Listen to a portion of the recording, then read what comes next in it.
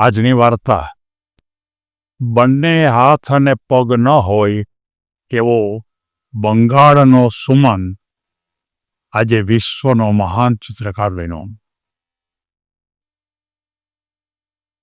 મિત્રો, આપણને ખબર છે કે ચિત્રકલા માટે હાથ અને પગની આવશ્યકતા સૌથી વધારે છે. કેટલાક માણસોને હાથ નથી હોતા તો માત્ર અન્ય રીતે પણ પોતે ચિત્રકામ કરી શકે છે. કદાચ પગ ન હોય તો હાથનો ઉપયોગ કરીને પણ ચિત્રકાર બની શકે છે, પણ આ સુમન તો એને બે હાથ નથી, બે પગ પણ નથી. મિત્રો, 1977માં જન્મેલો આ સુમન બહુ તેજસ્વી કારકિર્દી, એકદમ જીવનની અંદર અભ્યાસ પણ બહુ સારો. એના જીવનમાં એને ખૂબ આવતે ઉપર ખૂબ મોટા સાયન્ટિસ્ટ થવું હતું. મહેનત પણ ખૂબ કરે, પણ 1991માં એ જે સુમન હતો એ સુમનનો એક્સિડન્ટ થાય છે અને એ એક્સિડન્ટની અંદર એના બંને હાથ અને બંને પગ એને કાપવા પડે છે. એની સારવાર થાય છે. સારવાર પૂરી થયા પછી પોતે હિંમત હારી જાય છે કે હવે મારે જીવનમાં શું કરવું. વૈજ્ઞાનિક બનવું હતું, સારી ઊંચા લેવલ ઉપર પહોંચવું હતું, પણ હવે બે હાથ પણ નથી, બે પગ પણ નથી, તો કેવી રીતે એ પોતે સંશોધન કરે, પ્રયોગો કરે. એટલે હિંમત હારી જાય. ઘરમાં એકલો બેઠો વિચાર કરતો રહીએ કે હવે મારે કરવું શું. પછી એમના માતા હતા, એ માતાએ કીધું કે બેટા સુમન, તું ઘરમાં જ બેઠો રહીશ તો તારા જીવનમાં તું કાંઈ કરી શકીશ નહીં અને તારા જીવનને પણ તું ટૂંકાવી નાખીશ. તું વહેલો માનો કે ખતમ થઈ જઈશ. તું કંઈક વિચાર. જીવનની અંદર કોઈ પણ માણસને ગમે તેવી ભૂમિકા નબળી હોય તો એમાંથી પણ કંઈક રસ્તો નીકળી શકે એવો વિચાર કર. ત્યારે સુમન કહે છે કે મને તમે સમજાવો કે હું આમાં શું કરી શકું. તો કે હું તને કહી શકે તું નહીં કરી શકે, પણ તું બહાર નીકળ, સમાજમાં તો બહાર જા અને બહાર જઈને તું અનેક વ્યક્તિઓની મુલાકાત લે અને એ મુલાકાતમાંથી તને કંઈક જાણવાનું મળશે અને એ જાણવાને કારણે તું ખરેખર પાતો જીવનમાં રસ ઊભો થશે. સુમનને થયું કે વાત તો સાચી છે. એણે તરત જ સમાજમાં ફરવા માટે નીકળવા માંડ્યો. પગ નહોતા, હાથ નહોતા, વ્હીલચેર હોય, વ્હીલચેર પોતાની રીતે ચલાવતો એ આગળ જાય, કોઈને પૂછે.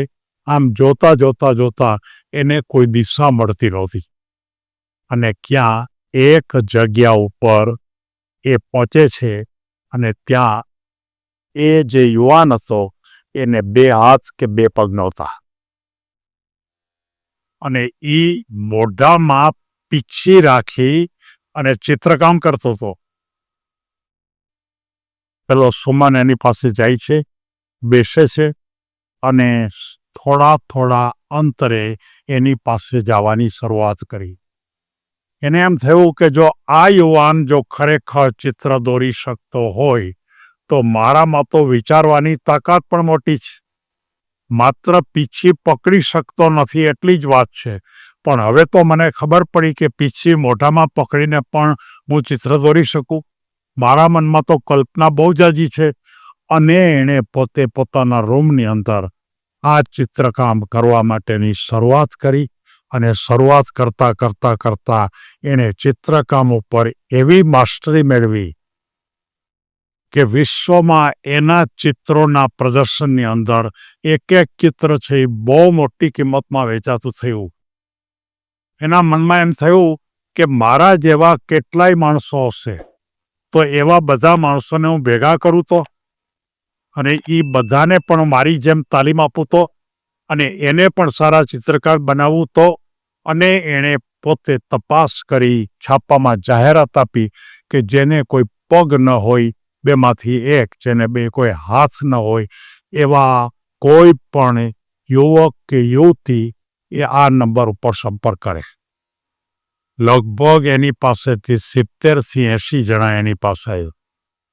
કેટલાય દુઃખી હતા, કેટલાય તકલીફવાળા હતા, જમવાનું પણ પૂરું મળતું નહીં, અને એ બધાને એણે પોતે આખું એક મોટું ગ્રુપ બનાવ્યું અને એ ગ્રુપમાં એને તાલીમ આપી કે મોઢામાં પીંછી રાખી અને સારા ચિત્રકાર કેમ બનાવી શકાય.